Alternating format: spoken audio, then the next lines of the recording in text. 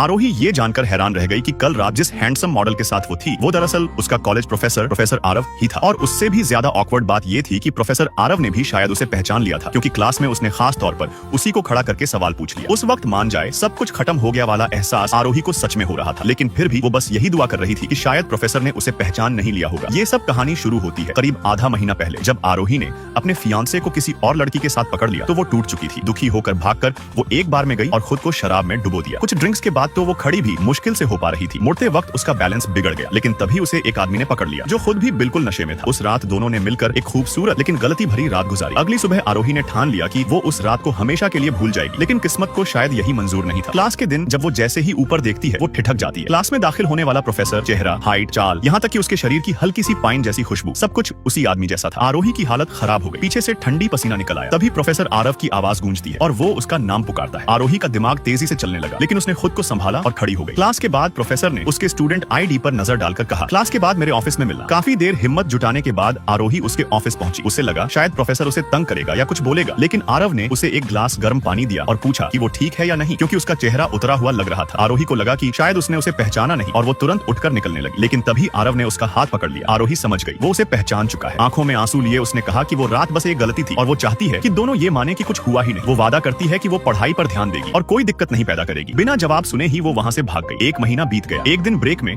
आरोही को अचानक उल्टी होने लगी और संयोग से वहीं से गुजर रहे प्रोफेसर आरव ने उसे देख लिया। उसे तुरंत शक हुआ और उसने पूछा, क्या तुम पीरियड पर हो? ये सुनकर आरोही रुक गई। उसे याद आया कि उसके पीरियड को 2 हफ्ते लेट हो चुके हैं। घबराकर उसने टेस्ट किया और जैसे ही 2 लाल लाइनें देखी उसके पैर जवाब दे गए। वो जानती थी पिछले 1 महीने में वो सिर्फ एक ही आदमी के करीब आई थी। ये बच्चा आरव का था। आखिरकार उसने हिम्मत जुटाकर आरव को टेस्ट दिखा दिया। कुछ सेकंड चुप रहने के बाद आरव ने शांत होकर कहा, तुम अभी 3rd ईयर में हो, पढ़ाई जरूरी है। मेरी राय में बच्चा रखना ठीक नहीं है। ये सुनकर आरोही की आंखें भर आईं, लेकिन उसने सिर झुका दिया। वो जाने ही वाली थी कि आरव की आवाज फिर सुनाई दी, लेकिन एक और रास्ता है, हम शादी कर लेते हैं। आरोही को अपने पुराने फियांसे की धोखाधड़ी के बाद शादी से डर लगने लगा था, पर आरव ने यकीन दिलाया, मैं बाकी आदमियों जैसा नहीं हूँ। मैं न स्मोक करता हूँ, न पीता हूँ और मेरी नौकरी स्थिर है। वीकेंड्स फ्री होते हैं, परिवार के लिए पूरा समय दे सकता हूँ। ये सुनकर आरोही को थोड़ी राहत मिली और उसे लगा अगर उसने शादी कर ली तो उसके माता पिता भी बच्चे की बात सुनकर परेशान नहीं होंगे। आखिरकार वह राजी हो गई। दोनों ने मिलकर शादी रजिस्टर करा ली। लेकिन जब आरोही ने देखा कि आरव सारी प्रक्रिया इतनी आसानी से कर रहा है, उसे थोड़ा शक हुआ, जैसे उसे पहले से सब आता हो। शादी के बाद आरव ने फोटो अपने माता पिता को भेजी। उसने आरोही के माता पिता के बारे में पूछा तो आरोही ने झट से कह दिया, मेरे माता पिता विदेश में हैं, अभी उनसे मिलने की जरूरत नहीं। असल में वो घबरा रही थी, कैसे बताए कि उसने पिछली सगाई तोड़कर इतनी जल्दी शादी कर ली। आरव उसे अपने अपार्टमेंट ले आया जो उसने कॉलेज के पास किराए पर लिया था, ताकि वो उसकी और बच्चे की देखभाल कर सके। वो उसके पैरों की मालिश करने लगा, बहुत ख्याल रखने लगा। उसकी हाइट, उसका सॉफ्ट नेचर सब देखकर आरोही थोड़ी नर्वस हो गई, लेकिन आरव बोला, तुम आराम करो, मैं हॉल में सो जाऊंगा, कुछ भी चाहिए तो मुझे बुला लेना। तभी अचानक आरव की माँ का फोन आ गया।